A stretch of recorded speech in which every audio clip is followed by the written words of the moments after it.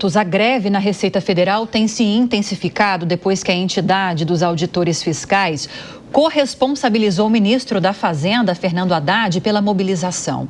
Sobre esse assunto, nós recebemos agora o presidente do Sindicato dos Trabalhadores da Receita Federal do Brasil, Dão Real, a quem agradeço muito a participação nesta sexta-feira. Dão, bem-vindo, bom dia.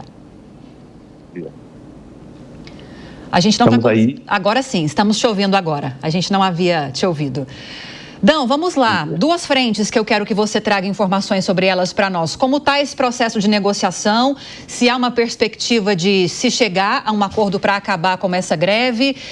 E qual o impacto da greve hoje para a prestação de serviços à população, especialmente no comércio exterior? Bom, primeiro eu queria só esclarecer que essa greve ela começou no final do ano passado, em decorrência de um descumprimento ou um não cumprimento de um acordo firmado com o Ministério de Gestão e Inovação. Esse acordo foi firmado ainda no início do mês de maio do ano passado e que por este acordo, a partir de julho, final de julho do ano passado, teríamos uma mesa específica e temporária para discutir e aprovar e negociar a recomposição das perdas salariais acumuladas ao longo dos últimos anos. E essa discussão, ela repercutiria num reajuste dos vencimentos para 2025 e 2026. Essa reunião, essa mesa específica e temporária não foi instalada e, por conta disso, a categoria foi obrigada a entrar nesta mobilização. Essa mobilização está muito intensa, está produzindo muitos efeitos, inclusive efeitos negativos junto à economia, dentro dos processos de trabalho da própria Receita Federal. Não era nosso desejo que se estendesse tanto esse movimento, mas, infelizmente, a intransigência do Ministério de Gestão nos leva a esta ação mais radical. A greve dos auditores fiscais, ela ocorre de duas formas.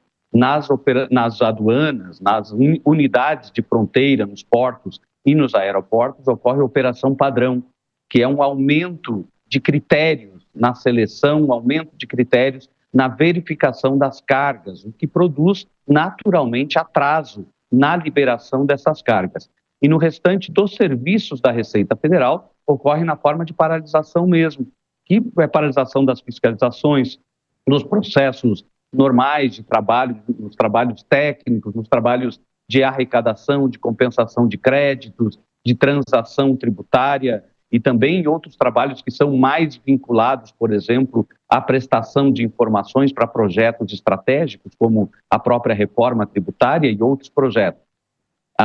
Os auditores fiscais, como todos sabem, eles atuam em muitas áreas dentro da Receita Federal na política tributária, inclusive no julgamento dos créditos tributários no CARF.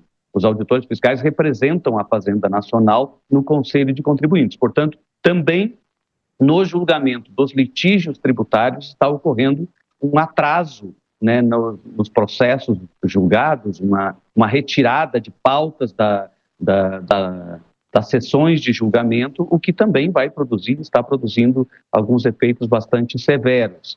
Não é intenção do Sindifisco Nacional, do Sindicato dos Auditores Fiscais, produzir esse tipo de dano. Infelizmente, o governo, através do Ministério de Gestão, continuam intransigentes no processo de negociação.